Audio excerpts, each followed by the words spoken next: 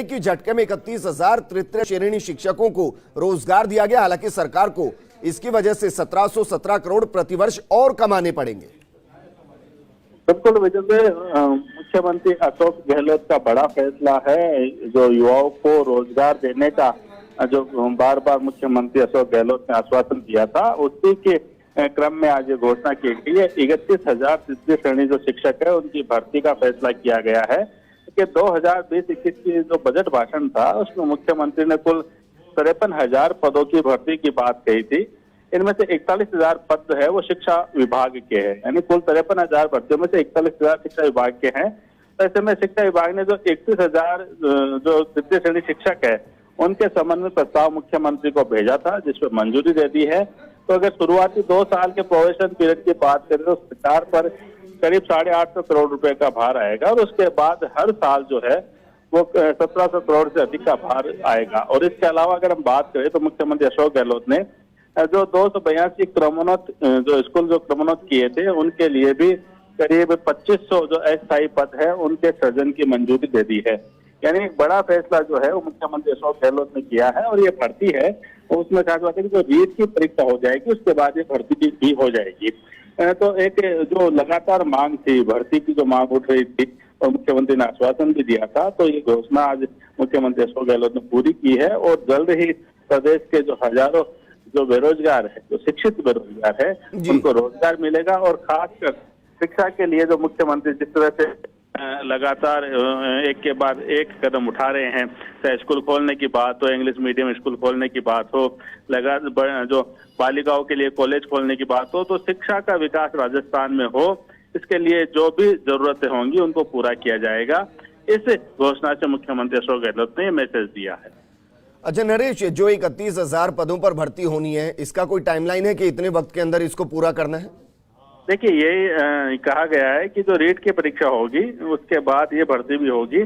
देखिए, घोषणा हो चुकी है, इसका मतलब अब जल्द प्रोसेस शुरू हो जाएगी। इसके लिए विज्ञापन होगा, फिर आवेदन मांगे जाएंगे, आवेदन के बाद परीक्षा होगी, परीक्षा के बाद जो नियुक्ति दी जाएंगी। तो एक सामान्य प्रक्रिया है जिसमें एक न्यूनतम समय लगता है, वो लगता है।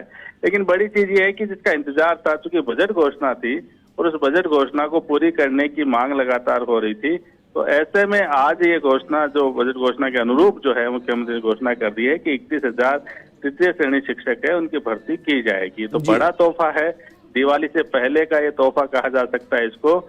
तो देर सवेर भले ही जो प्रक्रिया में जो टाइम लगे वो लगेगा, लेकिन जब ये प्रक्रिया पूरी होगी तो प्रदेश के युवाओं को रोजगार मिलेगा।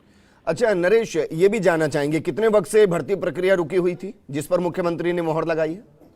देखिए, भर्ती प्रक्रिया रुकी हुई नहीं है विजेंद्र। ये बजट घोषणा थी जिसमें कहा गया था कि चूंकि स्कूलें नहीं खुलती है, रिक्त पद होते हैं और नई स्कूलों, इसके अलावा स्कूलों का क्रमोन्नयन किया गया था, तो ऐसे में पदों की जरूरत होती है और जितने पद की जरूरत होती है तो एक अनुमान लगाया गया था कि इतनी भर्ती है वो हमें करनी है। और चूंकि स्कूलें बढ़ी है, स्कूलें खुली है और इसके अलावा जो रिक्त पद हुए हैं उसके कारण से जरूरतें थी, तो उस प्रक्रिया के तहत जो जरूरत थी उसके हिसाब से ये भर्ती की जा रही है।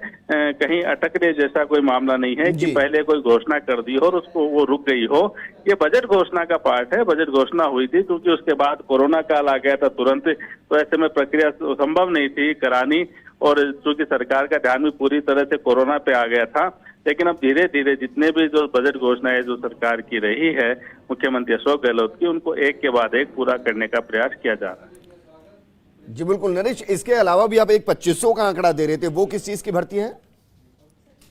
देखिए, जो करीब 282 के आसपास जो स्कूल क्रमोन्नत किए गए थे, उन क्रमोन्नत करने के कारण से फिलहाल जो ये कहा जा सकता है कि जो जरूरत है स्कूलों में, तो अस्थायी जो पद है उनको सृजित किया गया है।